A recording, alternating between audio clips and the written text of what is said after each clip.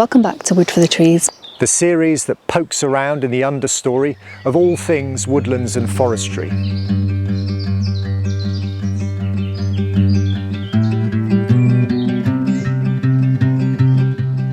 The UK is home to some of Europe's richest ancient woodlands. These support diverse wildlife and valuable priority species. However, these precious ecosystems are often small and fragmented and now only cover 3% of the UK land. And in the mid-20th century, half of the ancient woodland sites were felled and were replaced with fast-growing timber species such as these conifers. But also deciduous species such as beech. While timber demand in the UK remains high, especially for softwood, our priorities and our understanding have evolved. More native species are now being planted. Ancient woodlands are now protected under planning frameworks. And a long-running movement is restoring these woodlands to their natural state. To explain this, I travelled to Cornwall to meet two people deeply involved in the restoration of these ancient woodlands. First, I visited Highwood near Liskeard, where Phil Sturgeon of Protect Earth is leading his charity's first ancient woodland restoration project. Then Charly met Mick Bracken from the Woodland Trust at Millock, a stunning oceanic woodland on the North Cornish coast. Unlike Highwood, Millock did not need to be restored. However, it showcases the biodiversity and a variety of habitats that restored sites aim to replicate. As Rackham states in his esteemed book Woodlands, if restorers of wildwood are to get anywhere, they have to establish what it is they are trying to restore. So join us as we uncover why restoring ancient woodlands are so important, how the process of restoration works, and how to identify if a woodland is actually ancient. Highwood came across my Twitter feed with a tweet from Guy Shrubsole. Guy just said someone should buy this woodland, it's got so much potential to be restored as a temperate rainforest. He was working on his book Lost Rainforests of Britain at the time. So we're here at Millock in Cornwall, smack in the middle of the Atlantic rainforest hyperoceanic zone. As far as ancient woodland goes, this is one of the jewels in the crown, and it has many features of ancient woodland which are really interesting to explore. Highwood is an ancient replanted woodland, and that means it's been a woodland constantly since at least 1600. It was converted to having all of these non-native conifers, which are brilliant for timber production, converted in the 60s as far as we know, but it has negatively impacted the biodiversity.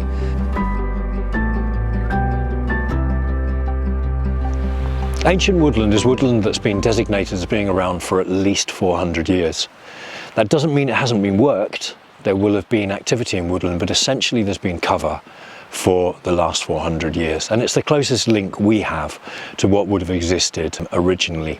Plantations on ancient woodlands are woodlands that have been planted up with conifers for productivity. But it's not always conifers, sometimes it's broadleaf species.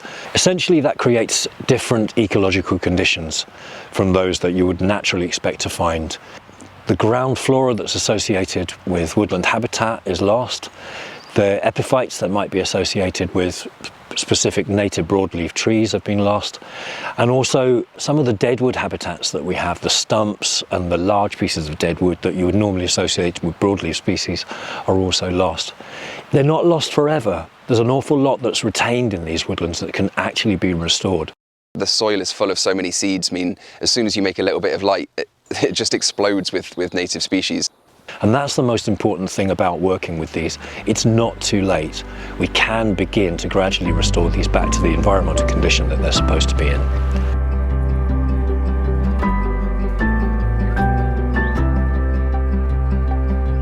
With all plants, and especially in woodlands, light is the most important factor. Light, then moisture, and then nutrient status, but absolutely light is the most important thing. It actually drives the way in which woodland forms. Generally, there's 3 stages of restoration. The first we call halting further decline. This is basically looking at what parts of the woodland are specifically under the greatest threat and looking at removing those threats. We've been focusing on removing invasive species. Like, as soon as we got the keys to this place, I was in there taking down all the rhododendron, all the cherry laurel. We've got bamboo on the periphery. We've got crocosmia blooming everywhere on the bottom track. And it will be an ongoing project, making sure that the natural regeneration is the things that should be here, not random rhododendron clogging the place up. And then areas that have been kind of recently restocked, we are working on restoring it by taking away the conifers in a sensible and controlled way and letting natural regeneration do its thing. The second stage is the gradual transformation to native woodland. That can happen over many, many years. So restoring a plantation on an ancient woodland, you take the work compartment by compartment. Some areas will be incredibly dark with absolutely nothing going on the ground, and the trick there is just remove 30 to 50% of the trees and see what happens. This is pretty representative of a lot of conifer plantations you might have seen. It's basically just barren on the floor. Now that we've done some thinning, we've taken out probably half of the trees here. We've now got a little bit of light starting to come through. There's a little bit of grass starting to show up now that we've increased the light, but it's going to take a long time to recover into being a proper ecosystem. So yeah, here you can see the stark difference between kind of directly underneath those conifer stands where there's that much shade and that much acid from the needles. But as soon as you come outside of that, you've got all of the forest tracks and trails where always the most light. Along the edges of the tracks, you get loads of just natural regeneration and loads of shrubs and trees all popping up and loads of flowers. We get like foxgloves lining the sides, and then it goes straight back to being, you know, a barren floor just a metre behind it. So it really is all about managing light levels. The second stage can be quite a long transformation period that can happen over decades, and that's the gradual restoration of these features, building out so that we don't shock the woodland too much. We know that we have to retain cover in order to maintain the flora that's in the woodland already, and also some of the important habitats that exist around deadwood. If you open up too fast, you can scorch some of those important habitats and they could be lost forever. The best way to do it is a gradual approach. And I think some of the techniques that we have developed over the years are quite useful in that respect. So here we have some of the semi-mature oaks that are the oldest native trees in the woodland. They would have been planted hard to tell how long ago because they are really just confused looking.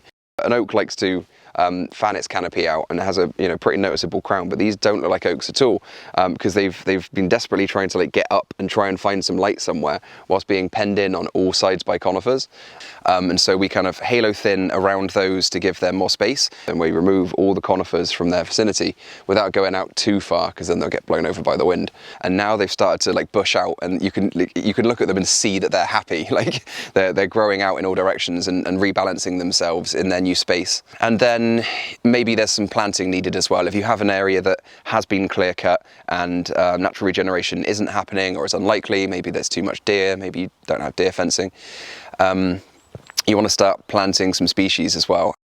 So this area was clear felled a few years ago. When we met with the Woodland Trust and the Wildlife Trust and a bunch of other people, they basically said this area is like semi-naturally regenerating, but there's not quite enough regeneration to like form a canopy.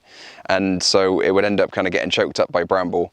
And bramble's good. It's usually the first stage of natural regeneration, and then other trees will start to come out of it.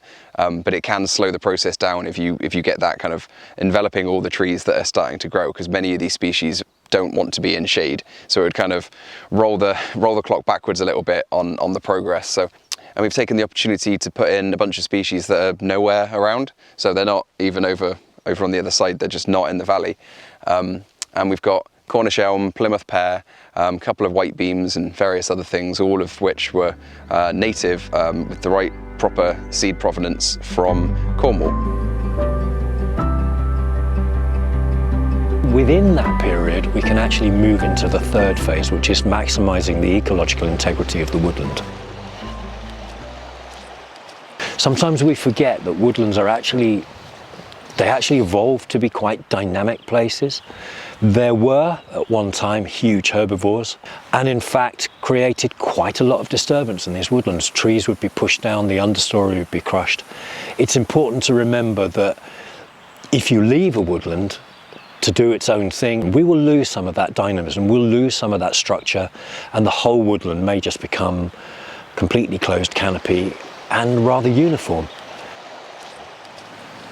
So I think that this particular part of the woodland is probably relatively new. It was pasture at some point. And what we can see here is very, very open open grown canopies because the light was available for the trees to grow into that space. Later on, as parts of this collapse and regenerate, you'll find that it'll become thicker and deeper, and that becomes more of a kind of closed canopy woodland. But at the moment, this is absolutely perfect for epiphytes, and you can see epiphytes on these trees here that you wouldn't get necessarily in a deep closed canopy woodland. So over there, you're more likely to see the woodland plant specialists, the bluebells and ramsons that get their energy during the spring before the canopy closes. But here, where you've got these more open canopies, you probably won't find many woodland specialists. It'll probably be mainly grass, some bramble underneath there, depending on the level of grazing that you might have. And that's where we find the epiphytes. That's where we find the parts that aren't necessarily all about the ground flora. It's actually about the lower plants, the lichens and the mosses that also inhabit these areas. It's not cattle that are keeping this the way it is at the moment. It's the level of deer that are here. The bramble is all about this height, and you can see the holly has been bonsaied to that height too. If that were to get away, this part of the woodland would become really quite congested, and some of those lower parts, particularly the lichens that really need the light, would begin to disappear. Also, the ivy on the trees are kept to a minimum, so there is a kind of service that the deer are providing here. So really, we have to tread this fine balance. There's enough disturbance going on in there. There's enough trees that are falling down and creating canopy gaps for there to be regeneration. And there's enough browsing to prevent the understory species from becoming too dominant in the woodland. What we'd really like to do is recreate at least a little some of that dynamism that was actually part of prehistoric woodlands and the way that they responded to the herbivores that existed inside them.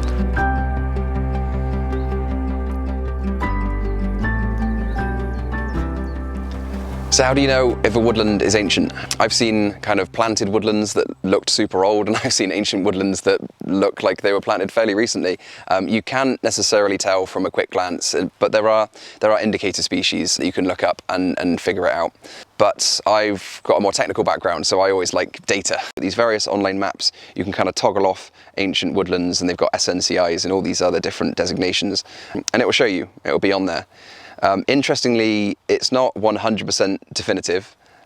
Sometimes new ones are added and sometimes ones are decided that they weren't actually. But if the map says so, it probably is. If it doesn't say so, you can figure it out by talking to some ecologists.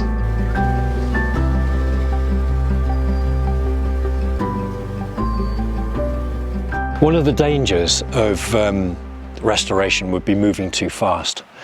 We know that we have to retain cover in order to maintain the flora that's in the woodland already, and also some of the important habitats that exist around deadwood. If you open up too fast, you can scorch some of those important habitats, and they could be lost forever.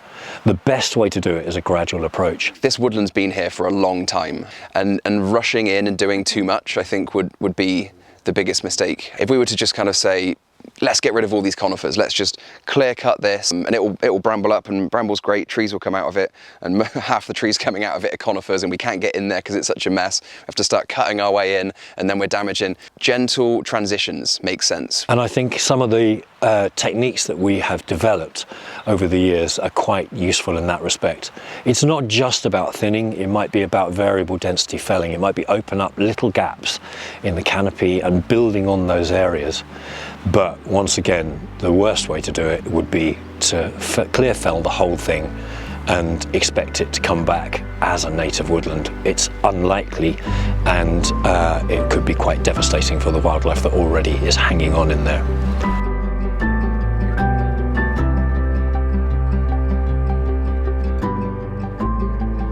There's a few concerns with any woodland, like keeping invasive species out, biosecurity, various diseases. And it's really tricky. It's an ongoing thing. Invasive species, easier to solve. Dig them out, spray them if you have to, do whatever needs to be done to stop them from spreading. Phytophthora pluvialis, that was first discovered like a few miles down the road. So we we are really concerned about that, and obviously all the forestry people, like, they're sanitizing their gear before and afterwards. We're cleaning off our spades. We're not bringing in materials from off-site. We don't move wood around when we don't have to. It's a public woodland. People can have muddy boots where they've been walking around somewhere that had some sort of disease. They can walk around here and spread the disease. Part of what we're thinking there is that we've been putting a fair bit of work into making certain trails much nicer, and so that will hopefully mean people wander off the trails a bit less. In the past, you literally had to walk randomly through the woodlands because the trails were inaccessible, so hopefully that will limit kind of diseases getting to the trees. But at the end of the day, we're in a lucky position with this, where we're a charity, we're not for profit. If those tree diseases affect our timber before we get a chance to transition the woodland completely, that's okay. It's just worth less, and we don't need to make money here. But if we were a for-profit company and suddenly our investment was now worth half as much, that would be a real issue for us.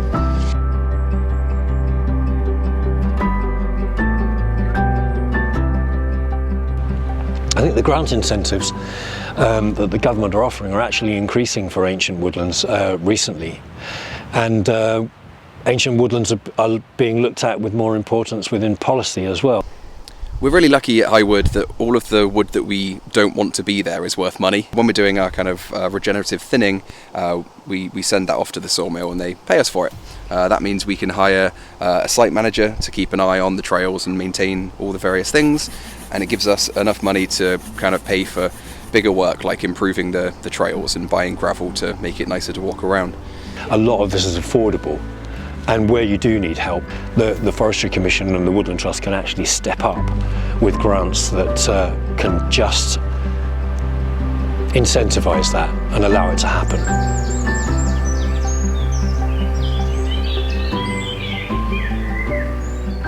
I really hope the future of ancient woodland restoration involves a lot of expansion. So natural regeneration is a superpower of ancient woodlands. Like Wistman's Wood, for example, they are doubling it in size by just fencing out the sheep and letting nature do its thing. And my real hope for ancient woodland is a lot more expansion. And it won't immediately be as biodiverse and interesting and thriving with wildlife as it was, but it's a whole lot easier to just kind of let it expand, and some of the wonderful insects that are here will wander over there, than it is to go and try and make a brand new woodland in the middle of nowhere. We need to look very deeply into how woodlands evolved, how they respond to disturbance, and what happens to the old growth and where we can find the new growth. It would be lovely to think that woodlands could march their way across the landscape in the way that they used to, in which case we would get some of those features. But I think we need to think innovatively now about how we retain some of those features within the woodlands that we've got. Ancient woodland is defined as land that has been continuously forested for at least 400 years. You can check if a woodland is ancient by looking up the Ancient Woodland Inventory or by looking for indicator species. Even where ancient woodlands have been replaced by plantations, the soil still holds remnants of the original ecosystems. With ancient woodland now covering less than 3% of the UK, the work to restore these vital habitats is now urgent. With each cycle of clear fell and replant, the less chance there is of these small pockets of native biodiversity surviving. As Mick explained, the aim is to re-establish a patchwork of habitats that once existed, partly shaped by the actions of large herbivores. Adding in canopy disturbance that allows in light and promotes regeneration keeps the forest vital and alive and prevents the understory from drying out. We heard how important it is that the restoration is undertaken slowly and with care. If the process is rushed and too much is changed too quickly, there is a risk of losing what remains of the original habitat. It's positive to hear about the work to enlarge ancient woodland sites on places like Dartmoor using natural regeneration and careful expansion of existing woodlands. This seems like a simple but effective way of increasing these special habitats into the future. At the same time, we must recognise that there are trade-offs. These conifer plantations were originally created to produce timber.